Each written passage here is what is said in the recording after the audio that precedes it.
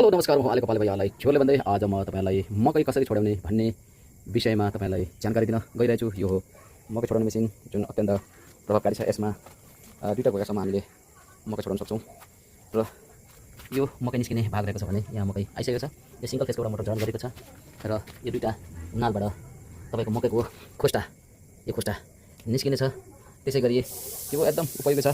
यदि तपाईहरु पनि मकै खेलाउने झन्झटमा हुनुहुन्छ भने कृपया यस भिडियोलाई हेरी आफ्नो स्थानमा नजिक भएको बजारबाट किनेर ल्याउन सक्नुहुन्छ। यसको मूल्य 18 देखि 20 हजारसम्म पर्ने रहेछ। त्यसले गर्दाखेरि लगभग 1 घण्टामा यसले धेरै त नभनौँ, लगभग मजाले सुकेको छ भने 1 घण्टामा लगभग 5-6 मन जति चाहिँ निकाल्न सक्ने रहेछ।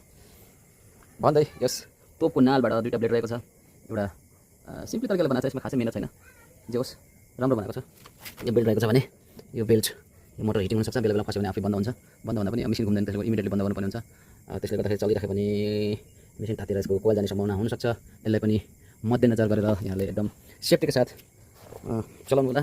यसमा एउटै कमजोरी मैले देखेँ के भन्दाखेरि यसमा मोटरमा एउटा स्विच अन अफ स्विच हुनुपर्ने, तर यसमा दिएको छैन। यसमा डाइरेक्ट दिएको छ। डाइरेक्ट सर्किटबाट सप्लाई गरेर हामी यसरी लिएर आउँछौँ। किनभने इमिडिएटली टाढा राखेर गर्नु पर्दाखेरि कहिलेकाहीँ मेसिन बन्द भएर बसिरहेको हुन्छ घोगा अड्केर, त्यो बेलामा चाहिँ इमिडिएटली स्विच अफ गर्नुपर्ने हुन्छ। त्यो चाहिँ यसमा एउटा कमजोरी भेटाएँ। ओभरअल बाँकी सबै ठिकै छ।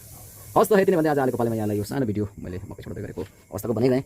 त्यसै गरी स्टार्टिङ गरिरहेको छु भर्खर। यत्रो मकै छ, अब हेरौँ भोलिसम्म त सकिएला कि भनेर चाहिँ आश गरेको छु। एनिवे सकिएन भने के गर्ने, पर्सिचोटि गरौँ नि। ल त दर्शकबिन, आजलाई यति नै यहाँलाई जानकारी दिएँ मकै छोडाउने मेसिनबारे।